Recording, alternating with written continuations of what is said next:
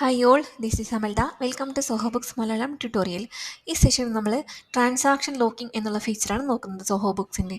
ഇത് വന്നിട്ട് അക്കൗണ്ടൻറ്റ് മോഡ്യൂളിൻ്റെ അണ്ടറിലാണ് നമുക്കിവിടെ ട്രാൻസാക്ഷൻ ലോക്കിംഗ് എന്ന് കാണാൻ പറ്റും.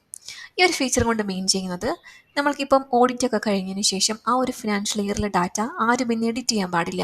അത് ലോക്ക് ചെയ്യണമെങ്കിൽ നമുക്ക് യൂസ് ചെയ്യാൻ പറ്റുന്നൊരു ഫീച്ചറാണ് ട്രാൻസാക്ഷൻ ലോക്കിങ്. ഓഡിറ്റിൻ്റെ മാത്രമല്ല, നമുക്ക് ഏത് പീരീഡ് വരെയുള്ള ഡാറ്റയും നമുക്കിവിടെ ലോക്ക് ചെയ്യാൻ പറ്റും. ലോക്ക് ചെയ്തിട്ടുണ്ടെങ്കിൽ പിന്നെ ഒരു യൂസർക്കും അത് എഡിറ്റ് ചെയ്യാനുള്ള പെർമിഷൻ ഉണ്ടാവില്ല. ദെൻ അഡ്മിൻ യൂസർ തന്നെ വന്ന് അത് അൺലോക്ക് ചെയ്താൽ മാത്രമേ അത് അവർക്ക് എഡിറ്റ് ചെയ്യാനുള്ള ഓപ്ഷനെ അത് അലൗ ചെയ്ത് കിട്ടുകയുള്ളൂ.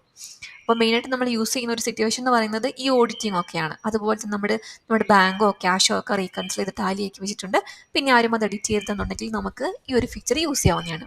ഇത് രണ്ട് ടൈപ്പ് ഉണ്ട്. നമുക്ക് ഒന്നുകിൽ മോഡ്യൂൾ വൈസ് ലോക്ക് ചെയ്യാം. സെയിൽസ്, പർച്ചേസ്, ബാങ്കിങ്, ഇങ്ങനെ മോഡ്യൂൾ വൈസ് നമുക്ക് ലോക്ക് ചെയ്യാം. അല്ലാന്നുണ്ടെങ്കിൽ നമ്മൾ എല്ലാ കംപ്ലീറ്റ് ട്രാൻസാക്ഷൻസ് ലോക്ക് ചെയ്യണമെങ്കിൽ നമുക്ക് ഈ switch to lock all transaction എന്നുള്ള ഈ ഒരു ഫീച്ചർ യൂസ് ചെയ്യാം.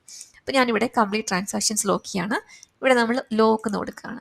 അപ്പോൾ നമ്മൾ ചോദിക്കും ഏത് ഡേറ്റ് വരെയാണ് നമുക്ക് ലോക്ക് ചെയ്യേണ്ടത് എന്നുള്ളത്. അപ്പം ഞാനിവിടെ ഈ കഴിഞ്ഞ ദിവസം 7th May കൊടുക്കുകയാണെങ്കിൽ ആ ഒരു ഡേറ്റ് വരെ ട്രാൻസാക്ഷൻ നമുക്കിവിടെ ലോക്ക് ആവുന്നുണ്ടാവും. റീസൺ എന്ന് പറയുന്നത് അക്കൗണ്ട്സ് ആർ റീകൺസിൽഡ് എന്ന് കൊടുക്കുകയാണ്. അക്കൗണ്ട്സ് എല്ലാം റീകൺസിൽഡ് ആണ്.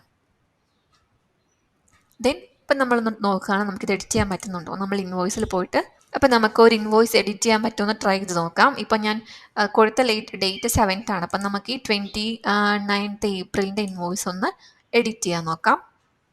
ഇതിൻ്റെ റേറ്റ് 500 ആണ്. ഞാനിവിടെ ഒരു 700 എന്ന് കൊടുക്കുന്നു.